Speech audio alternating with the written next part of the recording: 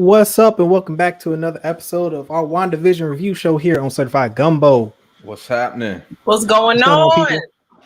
Happy Friday, everybody watching, everybody in the room right now. What's happening, my people? Yeah, my man. folks, how y'all doing? Good to see y'all. I'm good. What's going on with y'all? How was your week? Oh, just a week full of terrible weather. Dang. I know, right? It's been raining out here all day. For real, like we got all day. Like sleet and all type of snow wintry mix, and just been disgusting. And it was a busy day too, busy Friday. But the weekend is here. That it is. Most definitely. Hopefully it doesn't snow up here anymore. I think over the last 2 weeks we've gotten 3 feet at least. God, that's rough. Like, it just like we'll have a couple nice days and it's like almost snow again. See, that's why I can't do the north. I have to be in a oh man. Bro, no, first of all, south. you can't go anywhere north of the Mason-Dixon because you cold-blooded. Cold-blooded. You get cold quick. Don't turn on the AC, dog. It's rough, man. You just be in the south hot and because like when we were roommates, we were like complete opposites. Like I get hot quick, and this dude don't retain heat at all. Like it's crazy. Cold it's hands like, all day. You got to sit by the window and bask in the sun. He need a heat lamp and all that stuff, like heaters, heat lamp, all in the summertime. Like it's crazy. Sweatsuits in the summer. For real, dog. Hey, yo, Cad, what's going on? I ain't seen you in a minute, sir. How you been? Cat 29, what's going on? Captain's Log. What's happening? Good to see you. Captain's Log. What's up, everybody in the chat? Hey, Donovan, what's going on, man? Good to see you. What's up? Chilling. Yeah, man. Chilling. All right, so y'all ready to talk about this episode 6? First of all, before we even get into it, on the scale of 1 to 10, where are we ranking this episode? I give it an 8.5. 8.5. Okay. Mm-hmm. Okay, so instead of ranking this episode in comparison to previous episodes, because they just keep getting better, I'm gonna rank this on my happiness scale. And I would say that I was pretty darn happy. Like, if I had to go from like seeing Black Panther at the end of Endgame, like that was my happiest moment, to like when they killed that dude in XMen First Class that was unkillable. Remember that? Kevin Bacon. Yeah. Okay, who was supposed to be able to adapt to anything. So that's like my lowest point. And then seeing Black Panther Darwin was my highest point. I would say right now I'm feeling like when Captain America picked up Mjolnir in Endgame.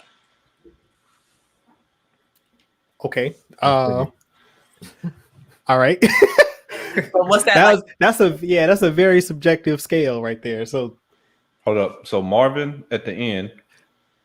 Who? That was like, this is ridiculous and this don't make no sense. I'm angry. So that's like 0. And then seeing Black Panther at the end of Endgame was like my happiest moment when his face came out and then all the holes opened up. That was sus.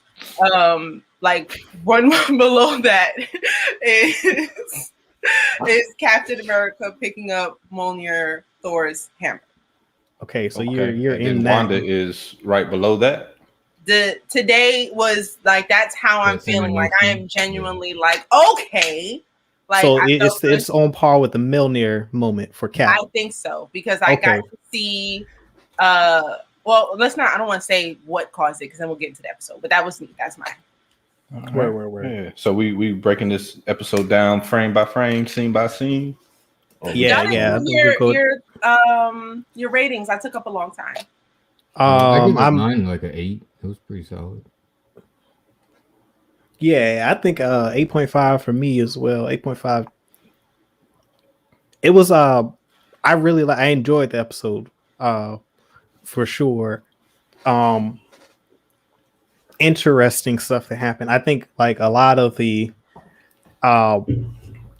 there's been a lot of payoffs, and then there were some more Easter eggs and teases, and then there was some, I think it was a good mix of the real world versus her false reality, and then some tension. Like, so overall, I really enjoyed the episode because it starts to flesh out a lot of what's going on in the outside world, and with Sword and director Hayward is starting to really show his true colors. Yeah, for sure. Like, you know, doubling down on his stuff from last episode. So yeah, overall, I mean, to me, it was a solid episode.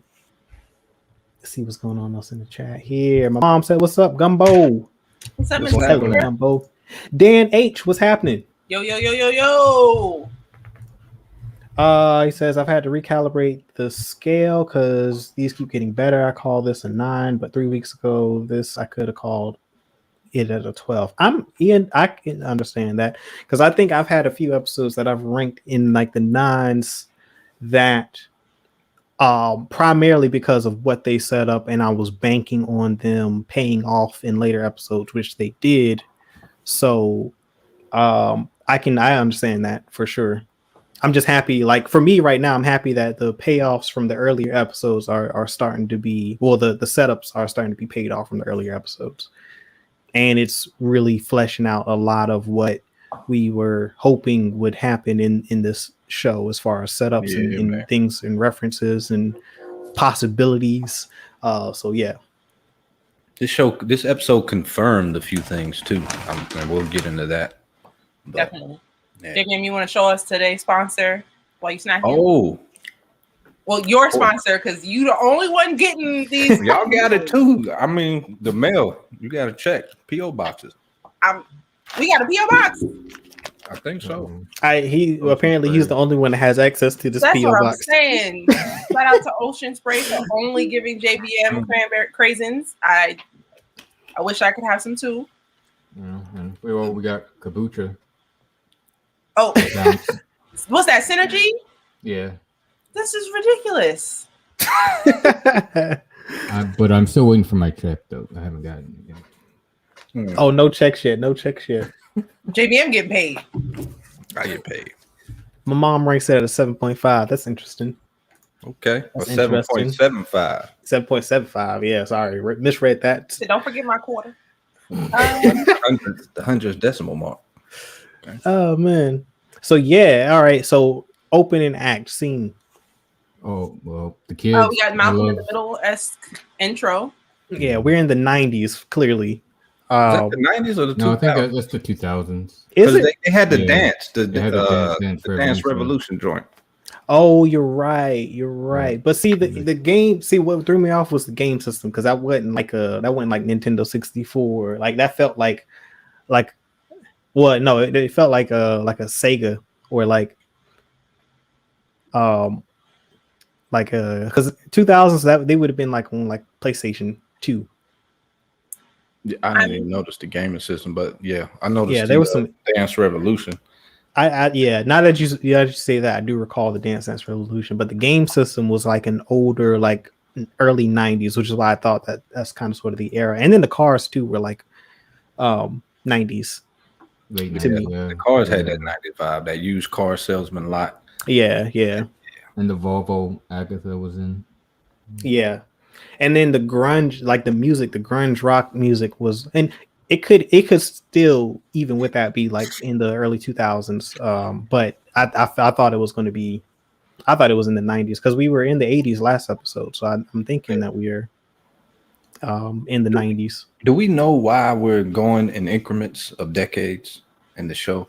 We still don't know. Still don't know? Okay. Yeah, I'm not sure. We're going to find that out once we can see what's not Wanda's reality, but what's actually happening. Like, for example, we all know that Wanda has Vision's dead body floating around. Like, we know he's decaying. We know he looks crazy.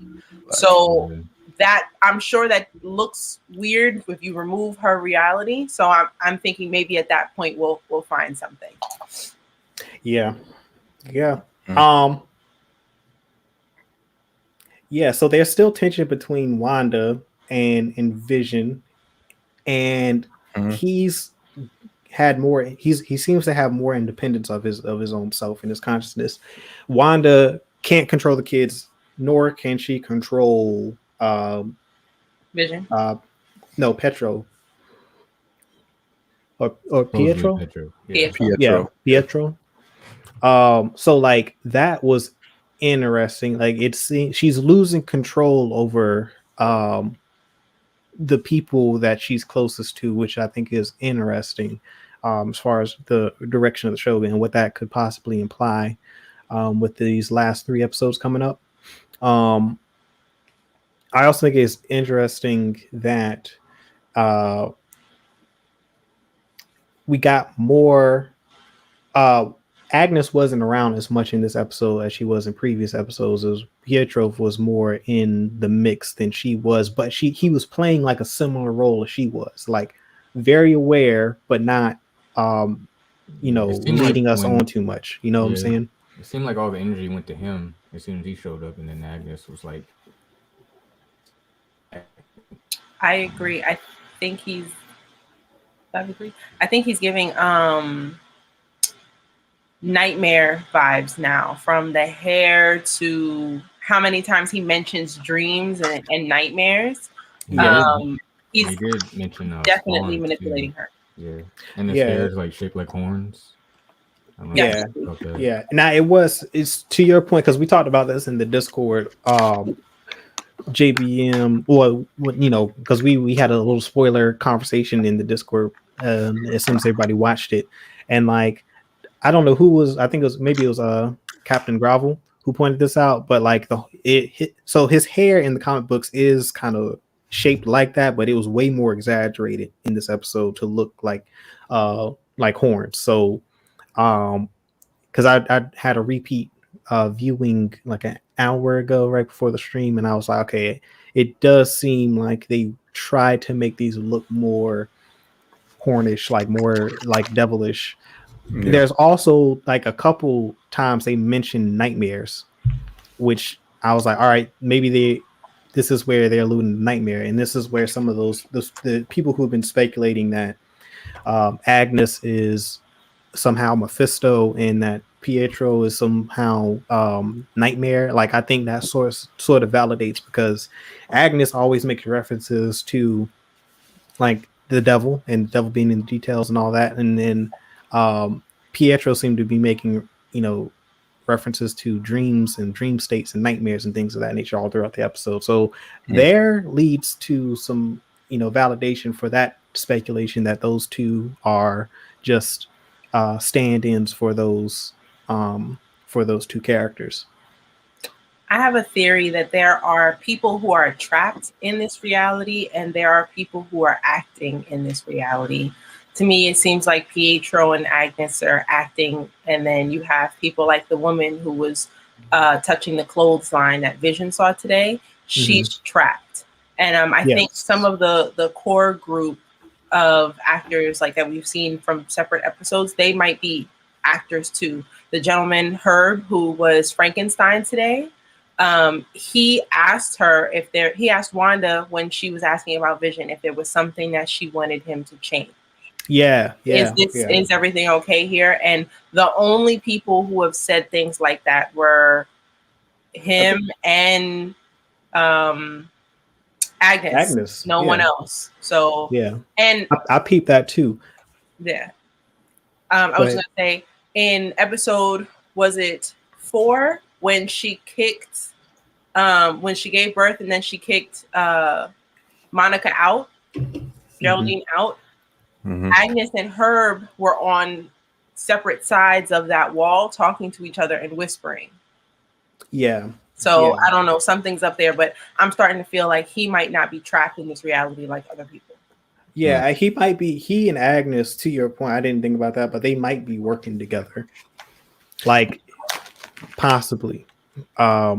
I also want to point out that Herb, he had that box fade, which also made me think, oh, okay, we're in the 90s, and he kept saying peace a lot, like, which I was like, all right, this 90s era maybe, because that was the thing. True. Yeah, that was the thing. Definitely a 90s thing. What if the Dance Revolution mat that was on the floor? I agree that was a 2000s thing, but what if that was their only way to get that on the show and they just decided to slip that one in? I don't know. Yeah, I don't know. Maybe. I think that's the only thing that to me that was like, all right, that seems out of place to your point as far as the era. But maybe it was around and we just didn't know it. Because I think I played I think it was like Dance Revolution 3, so it could have possibly been, the first iteration of Dance Revolution.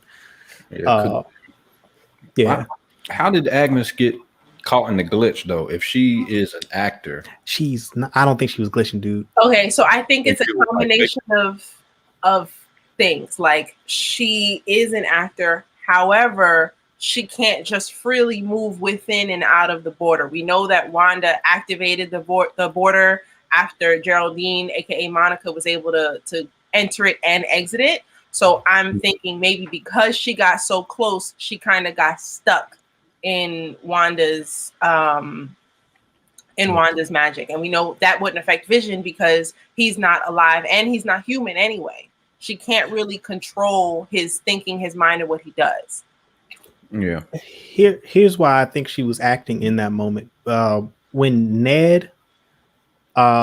Vision, freed Ned. Well, I think his name is Ned, right? Norm, not Ned. Norm. When he freed his mind, he started freaking out and was talking about, his sister and he flashed back to the real world and he had some real world type of issues that he wanted to address. She immediately identifies him as Vision and then says, "Oh, you're an Avenger," and then tells him that he's dead. Like, how does she know all of this? Yeah, I thought it was on the news or something. Yeah, but see, if he's always known he was Vision too. Yeah, that's funky, but I don't know. Just the fact that she was stuck there, did she know Vision was? If she knew that Vision was going to be coming that way, then I can understand that. I definitely think she was playing him when they were speaking, though. If she wasn't acting, then she should have been glitching like the rest of them were. Like, no one in that section was moving at all. Like, she was past the glitch area. Like the immediate neighborhood right outside of the town square where all the Halloween event was happening, those people were glitching, right? And the further away you get from Wanda, the less and less they move. And they even said that in the show. And she's near the border, and no one near the border was moving. She was the only one that's had somewhat control. Now, that might mean that even if she is under the spell, her being some sort of hex magic user, maybe she does have a little bit more control in, being that far away from Wanda. But I don't think she was completely. I think she's conscious of what she's saying, and I think. What was she doing out there, though? That's my thing. How she know if that was the case? How would she know Vision was going to be at that point in the wall? Unless she's got contact with somebody on the outside who's tracking them. Yeah, I don't know. Yes, possibly, because Agnes. I mean, they could be working together. How is he tracking? How is Director Hayward tracking Vision? Didn't Rambeau say she was meeting someone though? Didn't she say? But she was meeting someone outside of.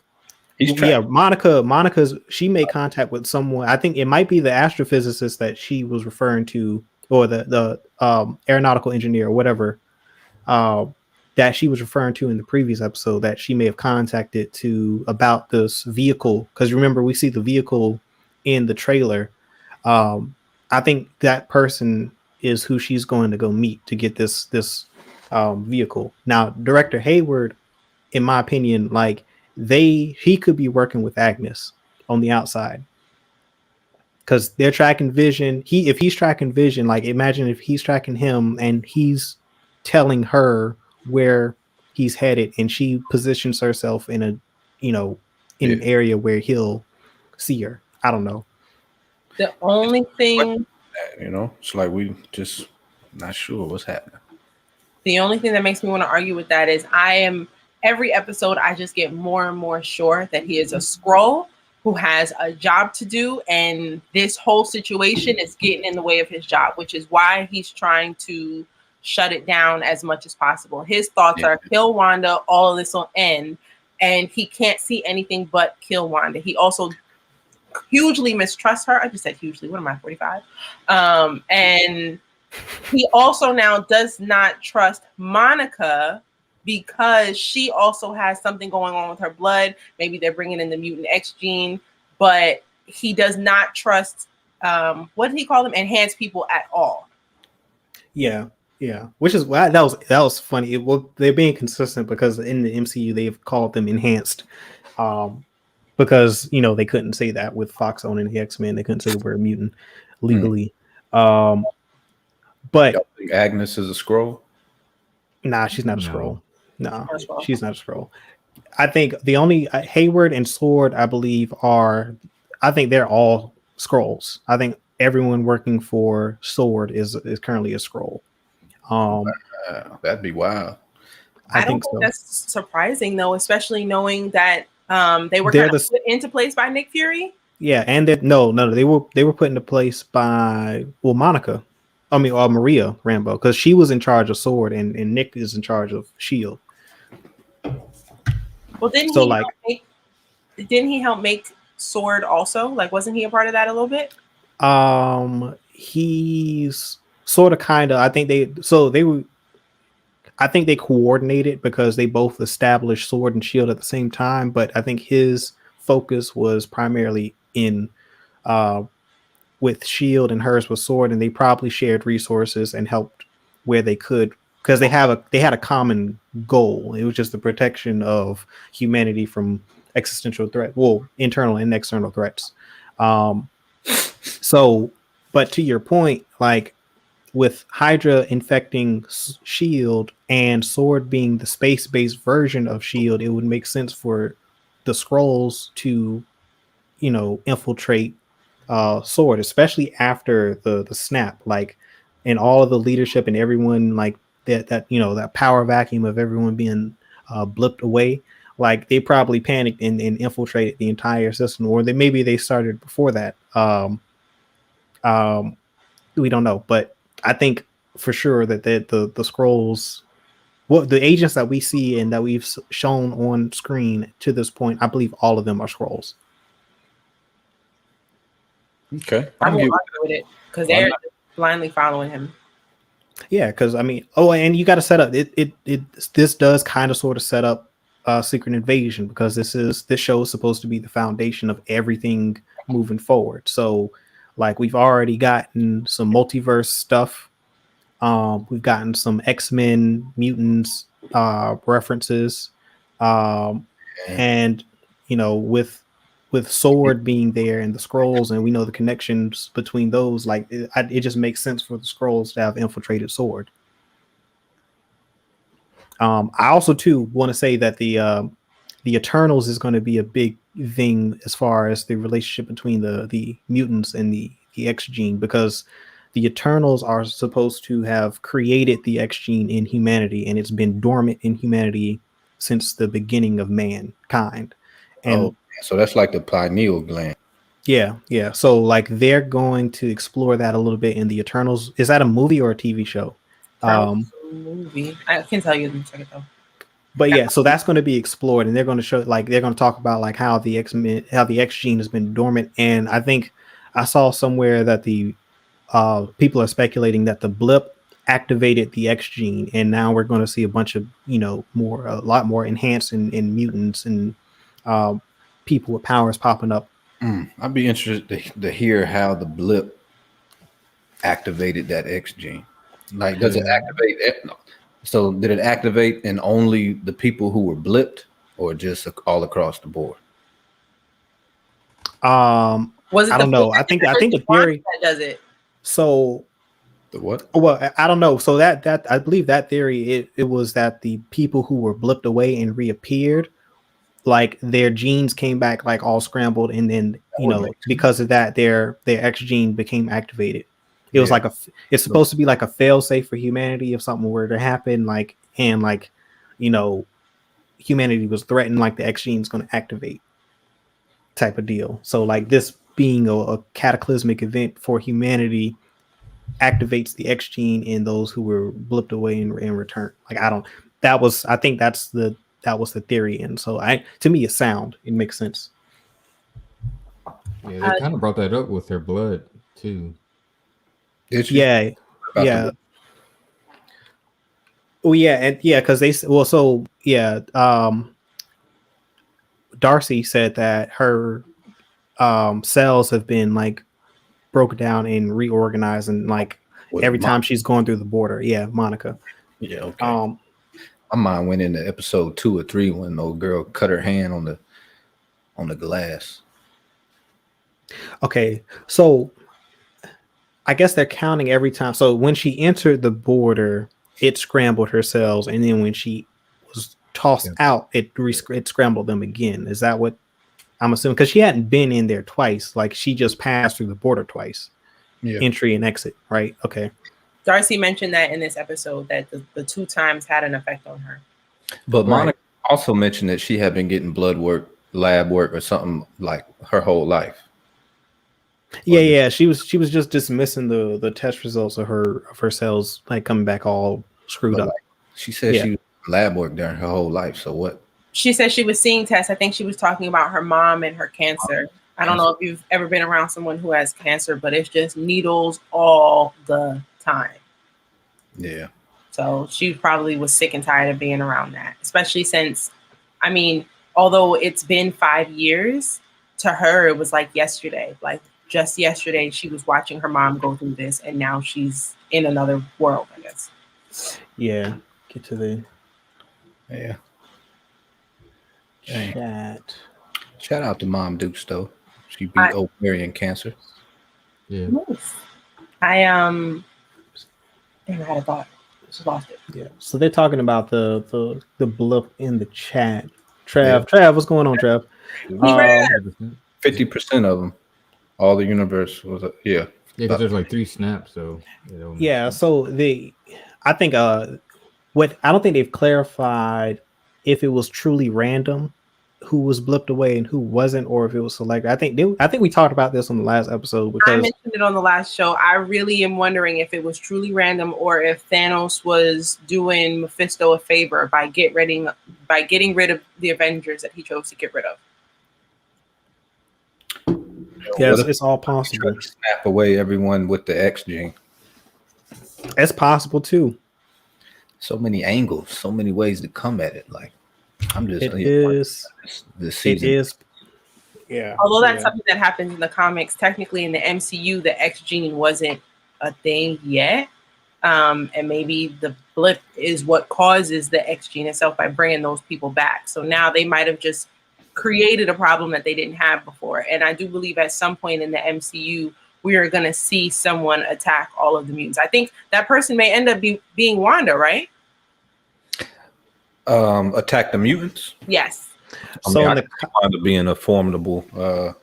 I mean, in the comics, though, she says like no more mutants, and like she wiped out all of the mutant population in the House of M comic book just by speaking that phrase. Like she said no more mutants, and like everyone was basically all the mutants were I don't know, were they blipped away or did they just lose their powers and become normal humans? I read the Wikipedia on it, and I skimmed it, so I'm not really sure how exactly they went away, but yeah, she did. Yeah, I don't think they died. I think she just got rid of. I think by saying that she got rid of the X gene because Professor X and Magneto are still there, and Wolverine because gave everyone their wishes.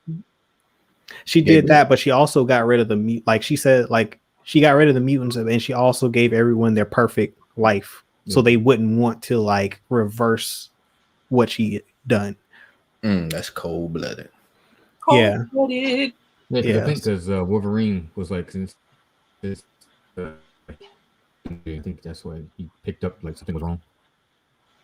He was the only one that wasn't affected, and I think Magneto and Professor X were also unaffected as well, because it's that trio that helped break the House of M.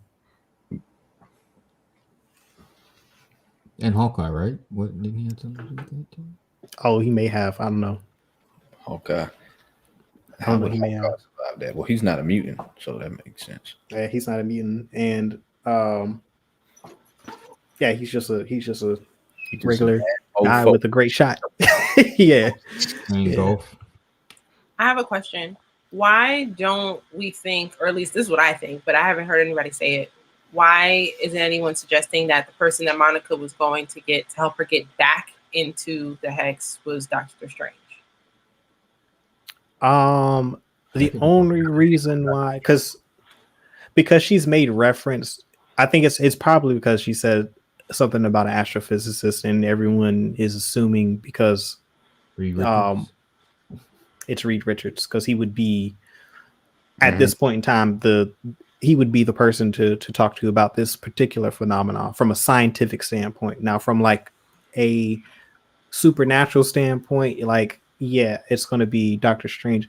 I think once it's revealed whoever the real villain is, because Wanda is a protagonist, she's an antagonist in this situation. Like, she is in control and she is controlling these people up to a point, but there is a limit to her control. Like, she's not the only one manipulating stuff behind the scenes. There's another force. We haven't seen that yet, though. Yeah, and I think when that force is revealed, whether it's Mephisto or Nightmare or both, that's when it's like, all right, well, we need Doctor Strange. You know, after watching this episode, I started thinking, like, so I think Wanda's in full control, right? And then I was thinking, wow, what if Mephisto or Shadow, whoever the main villain is, just came in and took advantage of this situation? Like, so Wanda lost her mind, created this new reality, and they found this is their way in. The only reason I would argue with that is that someone else was doing this from episode 1, like from the boss's wife in episode 1 when they came to dinner. Like, she was being manipulated into having children then. The neighbor was there then. So unless there was a time where she had taken us over this place that we haven't gotten to see on camera, I believe that someone, like T-Rev said, she's being manipulated into controlling these people. I think so. I agree with that. Or like she's being like manipulated into doing these things that they want her to do, like make babies. Like they know she's created this situation, and they come in like, "Yo, we could take advantage of this. Let's get her to do this." I think she chose to have the kids, though.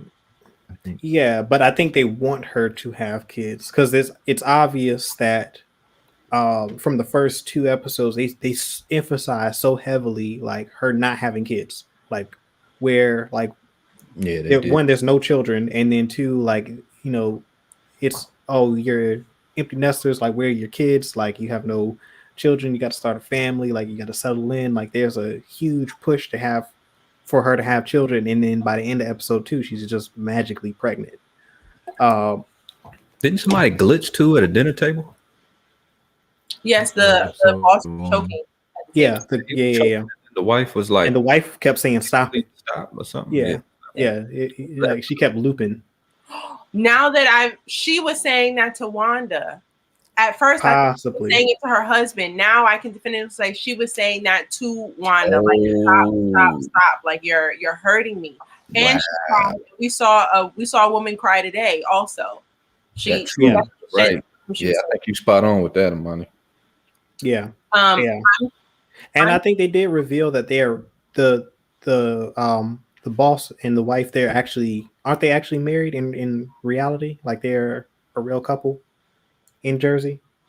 That I don't know, but I know that they're both actors who were on previous sitcoms, and they've like come onto the show to help, like say no, things need to be like this or like that. Specifically, the wife I know for a fact was an actress on a sitcom.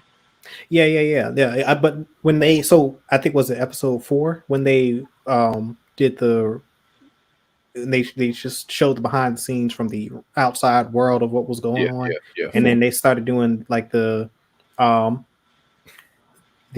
identity board where they were putting everyone's pictures and faces up. I think they identified them as a real couple.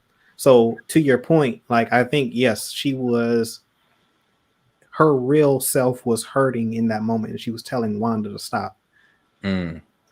So what was he saying that made her choke him like that? It might have just been her glitching, and he wasn't able to continue to swallow his food. Like she was not allowing him to chew, if that makes sense. Just like how these people have, just sitting there stuck. I'm wondering if that's what's going on. What if Vision is the villain and he's... I mean, I like that way of thinking, but I would disagree. I think because of what happened when he was like outside of the bubble, I would also disagree with that. It would, if he didn't like completely fall apart. Agnes in this.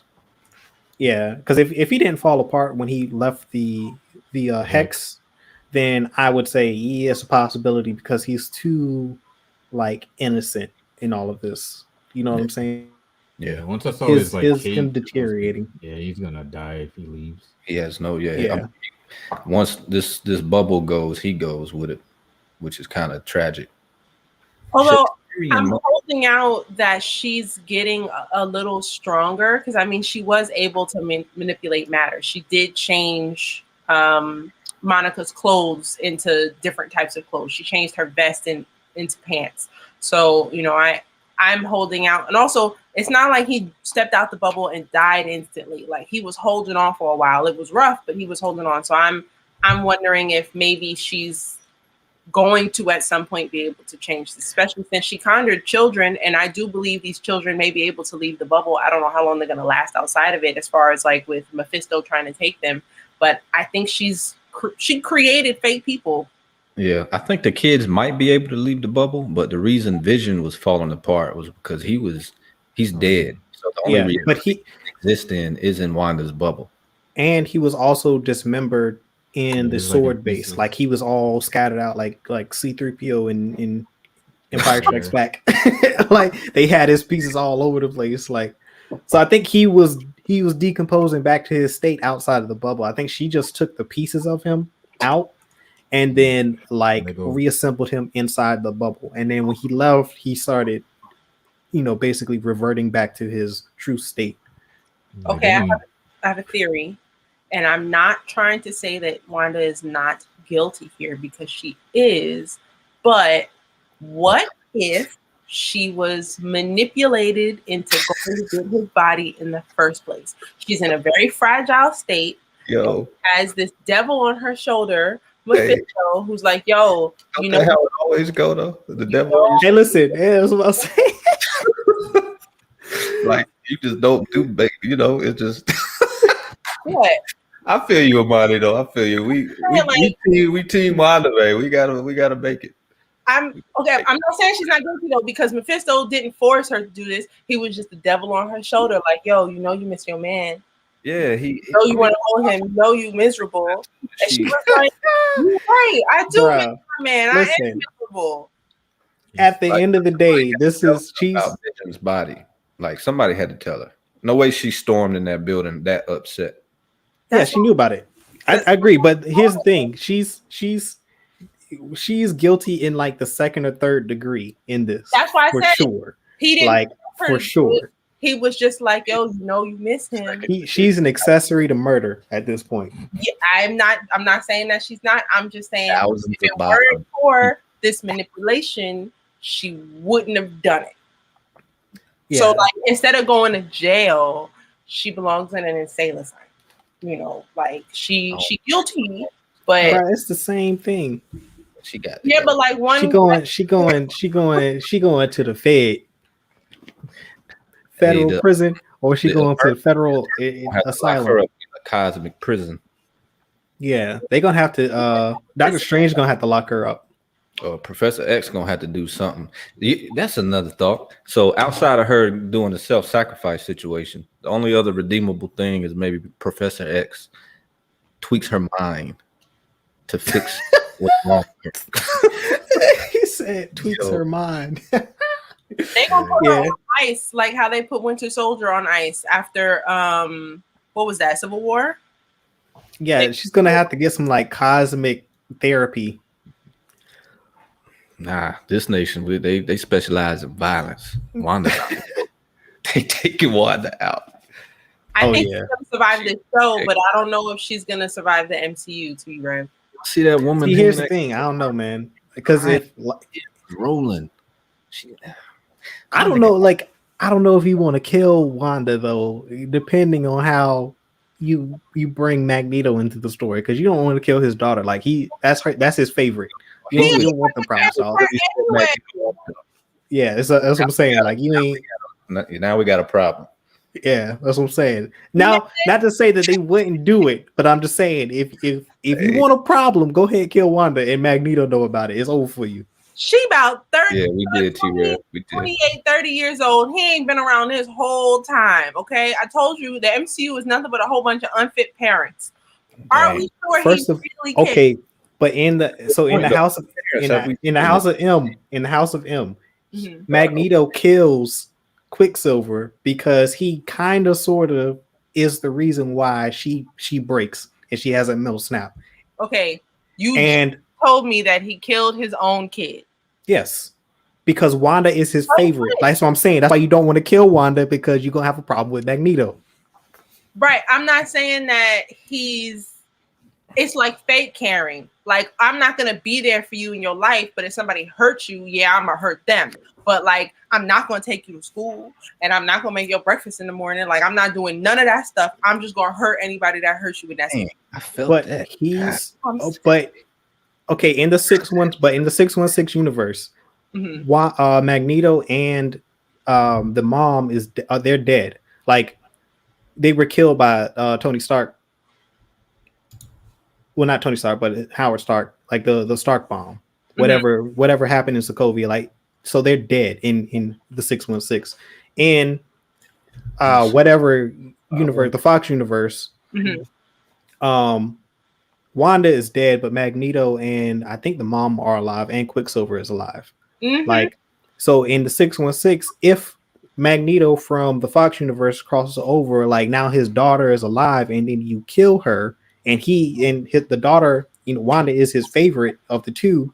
Like, you're gonna have a problem. Like, that's all I'm saying. I'm not saying it won't be a problem. I'm just saying, like, he does not care about her anyway. He does care, like he does in the comic book, care about Wanda. About her the way Thanos cared about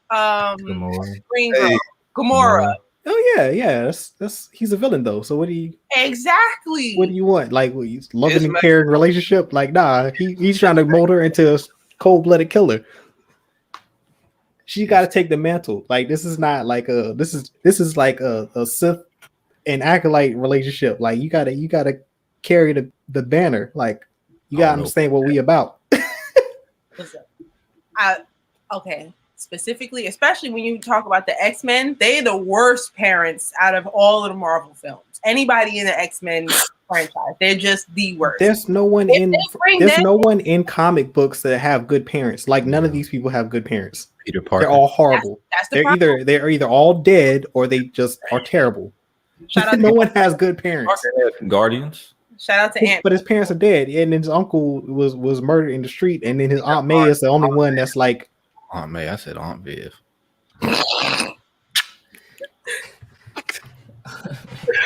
Shout out to OG Aunt Viv. Yeah.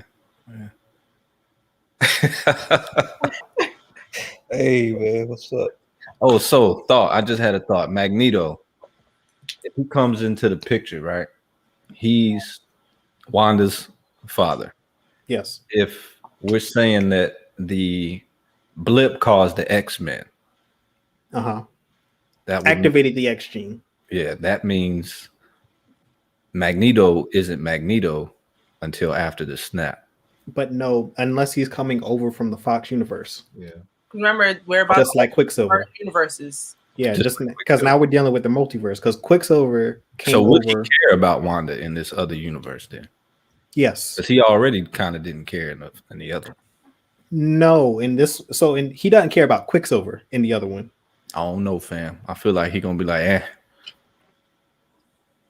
Wait a minute. So T-Rev, you trying to say I don't have powers because my parents love me? That's crazy.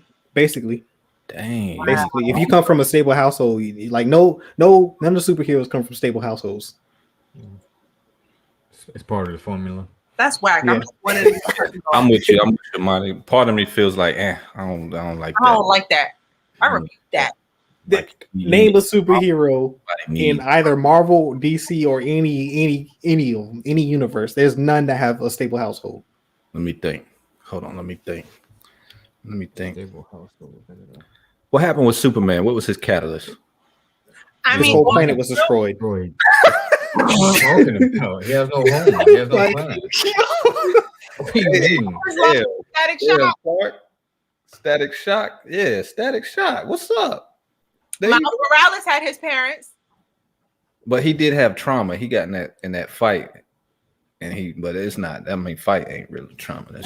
People with parents fight every day. There's hope for me. People fight every day, B. Yeah, but he got bit by a radioactive spider. That's a little different. T-Rev, Wonder Woman don't really count. Like her father is Zeus. Oh, Wonder Woman, yeah, she counts. She definitely don't count. Like he gave her powers already. He already had them. But Zeus don't care about nobody. Like Zeus just runs around and plants his seed wherever he feels. Like I thought Wonder Woman was made of clay though. What? She has no parents really.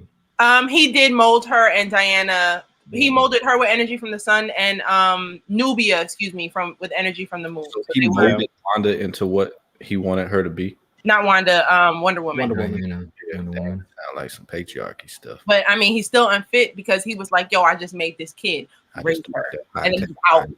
Yeah, he's never around. Like that's what Zeus does. Like he just creates kids and then just leaves them. Like he's all right, whatever. Go ahead. He got a job.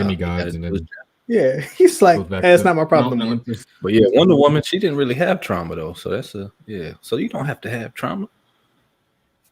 Right, but he also had an unfit parent. Like we need a hero that has a hero to be a hero. And was like, yo, I just want to take care of people. Let me get some powers. Yeah. The Incredibles. Well, we don't really know about Mr. Incredible's upbringing. Well, actually, what you call that? There's a term for that where there's like a way that you tell a story, and that way is like a general rule, and it represents an entire generation or age of storytelling. What is that term? Archetype. Something bigger than an archetype. I mean, hero. What is it? Hero with 1,000 faces touches on it. Like it just you've got basically a child who's an orphan or doesn't have like a stable household, finds a mentor, the mentor is killed, and then that's kind of like the first arc of the journey, and then they have to evolve from there. Like they got to deal with that trauma. Like it's the hero's tale is all about the hero overcoming trauma.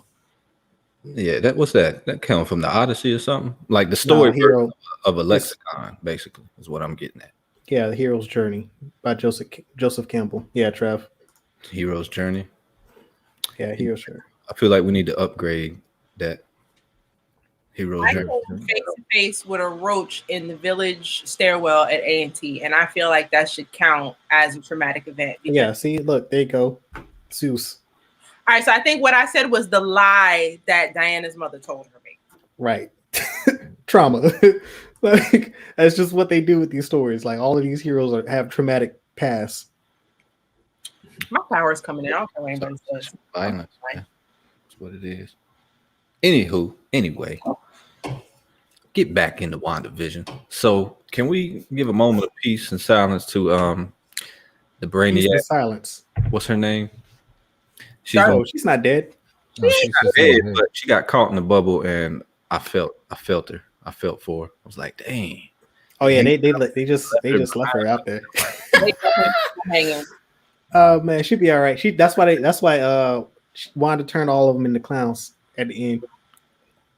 She'll be fine. She'll be fine. I'm pretty sure she'll be the only one that's not a clown, probably. Nah, she's gonna be in that clown suit, bro. That's gonna be. You know what? In the circus, maybe she was like one of those people that's like they're locked in a box and then they got to get themselves out since she was on. Maybe she's in charge of the circus. What'd you say, Donovan? She probably won't be a clown because maybe she was handcuffed, so she might be like in a box or something. breaks out. Hey, yo, real talk. Shout out to Agent Wu-Tang. Agent Wu, bro. Listen, Agent Wu said, "Look, came out with that. I might home. Wow. He said, I might be a little corny at times. My jokes might not land all the time, but these punches gonna land. Try them if you want to. See these hands. 2 piece, no biscuit. Because I don't think she never. He gave him a 2-piece biscuit and gravy. What did you say, Donald? I said she never got to finish hacking the guy's laptop. Oh yeah, that's true.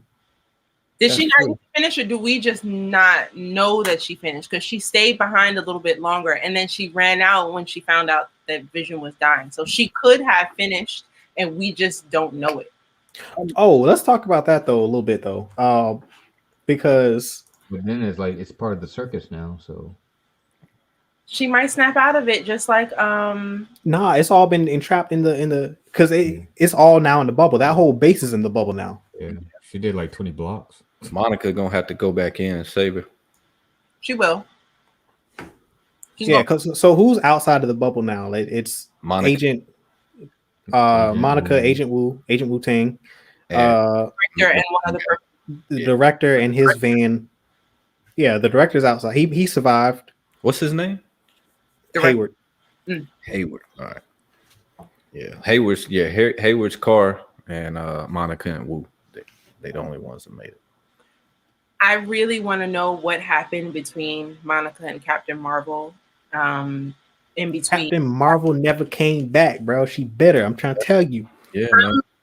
I mean, in the comics, doesn't she get her powers from Captain Marvel? I thought when she are they completely abandoning that? Because she like she does become. She will become Captain Marvel. Yes, Captain Marvel will step down. Brie Larson. And then because I haven't seen Captain Marvel. That's the only Marvel movie I haven't seen. Yeah, you good. You don't need to see it. That's not true. That's why you don't know about the scrolls, Donovan. There was important information in that. No, yeah, I know about the scrolls. I have the Secret Invasion, but my brother said they were in there. But yeah, they said the scroll, like the scrolls. They set the scrolls up in that movie. Yes, and how like they're embedded into the high levels of society and sword and shield. All that gets established in that movie. See anything of that in Secret Invasion, Donovan? See what I'm seeing in WandaVision? Yeah. Yeah, I mean, like with the infiltration. Yeah, I mean, I could definitely see the FBI agent being a scroll. Okay. Yeah. It's kind of tricky because they're also like the superheroes. Some of them are scrolls as well, so I'd be kind of see how they play into that. So how does that work when the scroll becomes a superhero? How do they take that power, or do they have that power? Somewhat, but I don't think they're as strong as the original. Interesting. It depends. All right. Like they have. Like in Captain Marvel, like one of the scrolls is an old lady, and Captain Marvel fought her, and like she should have broke when she punched her one time. It should have been over for her, but like because the scrolls are like stronger than normal humans, like they do have some level of durability. I think. I think is it like I think it's a Hawkeye and like the human. Heroes that don't have superpowers. I think that's who they take over. I don't think they take over any of the ones who've got like superpowers, like Thor and whatnot. Yeah, Thor. There was a Thor scroll, and then when he found out, he was like pretty pissed. Yeah, but they just kind of walk like they don't fight because they don't have the power of the super. Like it's kind of like Loki and his power. Like Loki can just shapeshift and then but he only has the powers that he's got. Like he couldn't use Thor's thunder, for instance. And then, like I think one was Elektra at one point.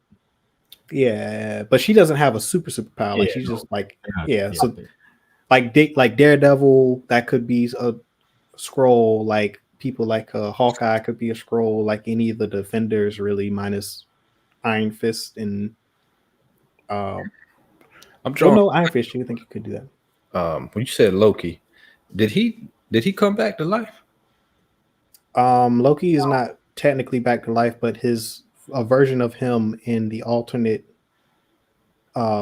universe. So when they went back in time it Endgame? Infinity War. No, it was no, it was in Endgame. It was Endgame when they went back to get the because Banner came down the stairs and knocked the scepter. Yeah. Okay, I remember. No, knocked the Tesseract. Yeah, and he picked it up and like dipped, and so he's like he's in the alternate timeline, and so that is the Loki that we'll follow in the Loki TV show. Yes, gotcha. Yeah, Gamora. so like it's not the same Gamora. It's like a new Gamora. Yeah, it's an alternate timeline Gamora. Alternate or same timeline? You know, who knows? It's technically alternate because it altered her future because she wasn't supposed to meet Peter. Like none of that was supposed to happen in that timeline. So that's what the Sorcerer Supreme was talking about.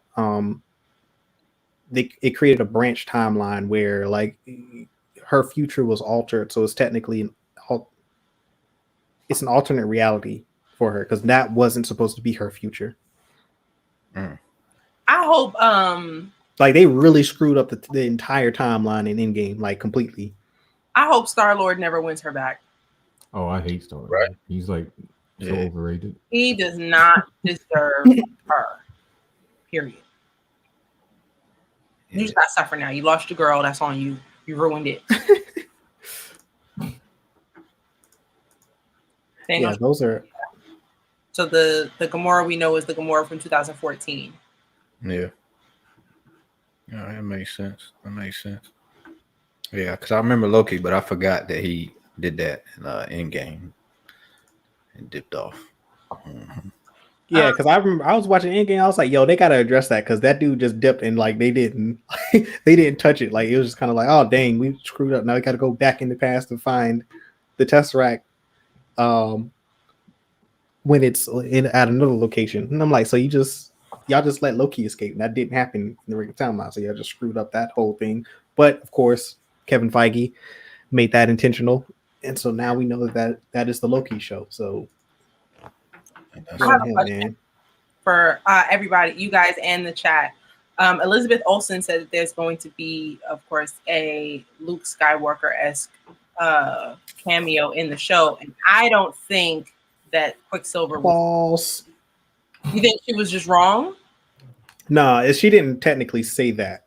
It was so the interview question. She was being interviewed, and the interviewer asked her about the Mandalorian season 2, and that because it had like he said that the Mandalorian season 2 had a Luke Skywalker, cameo. Is there a Luke Skywalker like cameo that we can expect to see in WandaVision?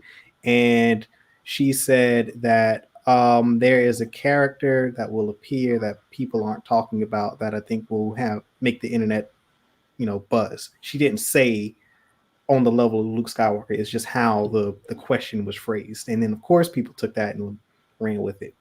Gotcha. But just so people won't be mad at her, she didn't technically say that if this doesn't come to fruition. All right, so I'll take her out of it. Do you guys think we're going to, of course, we already had our Quicksilver from Fox. Do you think we're going to get a bigger cameo? I'm hoping for it. I mean, I'm hoping to see Professor X come out, but I don't. I mean, that's far fetched, but that's what I hope. Quicksilver is like, it's possible. I think there could be another person like a Magneto, Professor X, because there were rumors of Quicksilver appearing in this show like months ago that I remember seeing. So the fact that interview in particular was from like December, I believe it was like late December or January, right before the show premiered. Whoever this person is, it hadn't been talked about on the internet. So I think the only other X-Men, I mean, the X-Men kind of makes sense. Someone like of that level, a Magneto or Professor X or both, to me, would be that level I feel like they would do a cameo at the very end of the main villain, so we would see Mephisto or Shadow. I don't think we're going to see Mephisto. Yeah, I'm worried that we're never going to see him in his true form ever. We may see him in the next no, I think we will see. We'll definitely see him in the true. I don't know in this show, but I will definitely see him. We not in the show, but like later on. Yeah. Halle Berry into this. They mentioned Storm. You know, as cool as it would be to see Storm, I've never liked the Storm casting, although I love Halle Berry. So I kind of hope we never see her again unless she's been casted properly. Yeah, I didn't like Halle Berry. New Storm. They're gonna do that. I did like the Storm they got for the Apocalypse movie. We're in what, phase 4? Mm-hmm. Okay, Kevin Feige in the interview said that we wouldn't see the X-Men until like phase 5 or 6. So that also gives me like pause as to whether or not Magneto and Professor X would appear, but that doesn't necessarily mean it could still happen, because I think that this was like years ago. I think this was like right before the acquisition of Fox. So they may not, when he said that, they may not even had like a roadmap for how all of this would work. But you know, it is worth noting that he has mentioned that phase 5 was his targeted phase. The only thing that makes me argue with that is as far as I'm concerned, the X-Men are here now. That's what I'm saying. Like the appearance of Quicksilver would indicate that maybe plans have kind of sort of changed, and all because a cameo doesn't necessarily mean that we're, you know, that doesn't establish it could establish it, but I think he could also be talking about like an X-Men movie or like a franchise, like a property reboot. And then X-Men could still show up in phase 5. Yeah, I don't think a cameo would. I don't think he would count a cameo as a full-on like appearance. Like, so that's where like I think there's a caveat there. But I think, just, you know, if we see Magneto, Professor X along with Quicksilver in this show, we're probably not going to see them again till phase 5. We know that we're going to see Reed Richards, and I think it was a Quantumania is when they said that he's going to show up. So, but I don't think we're getting a Fantastic Four movie until like phase 5 or 6. So like most of the Fox stuff we're not going to see until like phase 5, phase 6. Well, as long as they do it right, I'm good. What up, geeks? Everyday Geeks. Hey, yo, y'all make sure y'all go check out Everyday Geeks channel, man. They got great content over there, especially like what we talk about here on this channel, man. They talk about the same stuff. It's always good to get alternate opinions and breakdowns and just see what everyone else is thinking and talking about with these shows. But yeah, check them out. Also, I kind of like T-Rev's idea about a CGI Stan Lee, although I don't think that would be the big cameo I was thinking of. I have a feeling that Stan Lee would like that, like would like to be CGI'd into future projects. So yeah, that would be dope to see. Yeah, I think, I mean, if the state doesn't have a problem with it, I don't have an issue with it. I think that's sort of the main thing with me. Whenever they like, you know, CGI or bring back a character or an actor who's deceased, as long as they have like the blessing of the estate to do so, I don't have a problem with it. And it also can't feel forced. But his cameos are never like, I look forward to seeing his cameos in the movies. Yeah. Like it's like 3 seconds of screen time, but like I do look forward to seeing that stuff. Yeah. I wouldn't mind CGI Stan Lee. Yeah. Honor. Yeah. Because I mean the way he cameos in the movies, it's not like it's a integral part of the story. It's just like a thing, you know, like wouldn't mind to see it keep it going. Yeah. Mm-hmm. What's the last movie that he was in? Captain Marvel.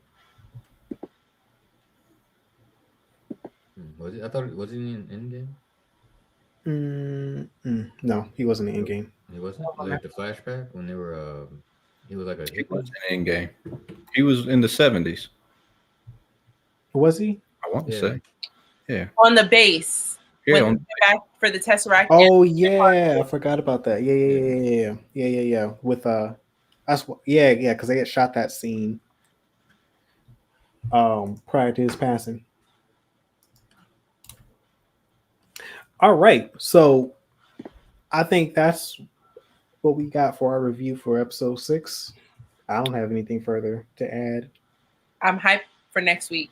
We got 3 episodes left, and I feel like we're just the episode's getting a little longer. Also, that was a complaint from before. So the episodes are getting longer, and we're gonna get more stuff, and we're gonna be freaking out on our couches next Friday. I feel. Yeah. I think these next 3 episodes, we're gonna see those boys start doing stuff with those powers. You know, I thought it was pretty cool. You actually got to see Wiccan in his like outfit in the Young Avengers almost. Oh yeah. Yeah. I had the original outfits. Did I read somewhere that Wiccan is gay in the comics? Do y'all know that to be true? If that is, I don't know. Then Wiccan is the first gay superhero in the MCU. I feel like somebody just said that. No. I thought Green Arrow's apprentice. I think she was like a lesbian, but I can't remember her name. Who's like Green Arrow? I forget her name, but he had like an apprentice. I think she was. In that was like in the '90s, late '90s, I think. Green Arrow. That's not. I think she's also that's DC, but like she's also like comic book wise, yeah. Captain Marvel was asexual. I did not know that. I don't know what to say. Okay. It was like random. I think Iceman is too, but that's technically in the Fox universe. He was friendly when he was Rogue. Yeah, I thought he would. Huh? Him and Rogue had. Him and Rogue weren't really a thing. The Gambit. And then Iceman. Iceman and Rogue. Yeah, no, I read that. I don't know if it's in his name was Bobby. Bobby was on the DL? No. Iceman? No. I'm pretty sure Iceman is I think now maybe, but not like in the movies. I think because him and Rogue had a thing. But wasn't he was in Days of Future Past, and I think that version. I don't think the original X-Men movie, because did they recast him in Days of Future Past? No, I think it was still the same guy. Okay, so gaystarnews.com reports that he was made gay in 2018. He was that's why I thought it was more. Yeah, like before then, he's gay now. Dang, they were just like, well, we need you to represent, so your card got drawn. Got you. But I think the actor who plays him is gay in real life. Oh, okay. And I think that's why they decided to make the character gay. I thought that's what the reason was behind that. Maybe I might be wrong, but I think that's what I read. Side note, Gaystar News has a lot of information about gay superheroes. So if you want to know, Gaystar News got it. Cool. All right. So yeah, I think that's everything for this episode. Appreciate everybody for watching. Make sure you come back next Friday for another breakdown of episode 7, which will be airing at 8 p.m. Eastern Standard Time here on this channel. Tomorrow night we've got at 8 p.m. Eastern Standard Time the Cookout. Yeah. Bring your food, bring your drink. Yeah, we're going to be talking about Judas and the Black Messiah for sure. Yeah. That's going to be the main course for tomorrow evening. So make sure you go check that out. It's on HBO Max. I'm looking forward to it. I hadn't seen it yet. I will watch that tomorrow. Probably a couple hours before the stream, so I can have a comprehensive breakdown and it to be fresh on my mind. But I've been looking forward to this movie for a while. Yeah. Oh yeah, definitely looking. I think I'm gonna watch it tonight, right after this. Yeah. I might. I don't know. I might do that. I don't know. We'll see. I heard it gets your blood boiling. Oh, I don't want to go to sleep with that type of energy. What's up, Alice? Oh, see, these movies never get my blood boiling. Like they just like I like being enlightened. Fred Hampton story, then you should be. You know. Yeah, I mean, I know the Fred Hampton. The only thing that would get my blood boiling is if it didn't accurately depict the events, and I don't feel like it's going to do that. I think it's going to be kind of true to what really happened. But no, I don't. I like knowing about the history. So like if it's as long as I'm being informed and it's truthful, like I'm good. Like it's actually gives me I don't know. It has a positive impact on me. Yeah, I don't want to see it get graphic at the end. We don't need to see all that. I don't think they're gonna do that towards the end. I guess. Yeah, they don't need to show that.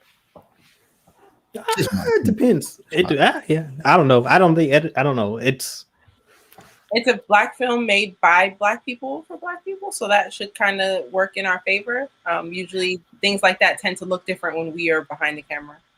Yeah, so I think it'll be a good depiction, and I think it's going to be a great movie, and it's going to expose a lot of people too. Because Fred Hampton isn't a character or a figure that a lot of people are aware of and are knowledgeable of, and his impact. So it's pop culture cycle. Yeah.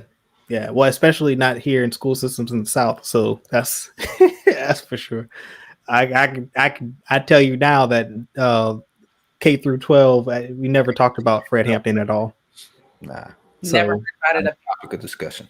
Yeah, I learned about Fred Hampton like through my parents and research and outside of school. So like I'm glad that this is happening. This is going to be a good.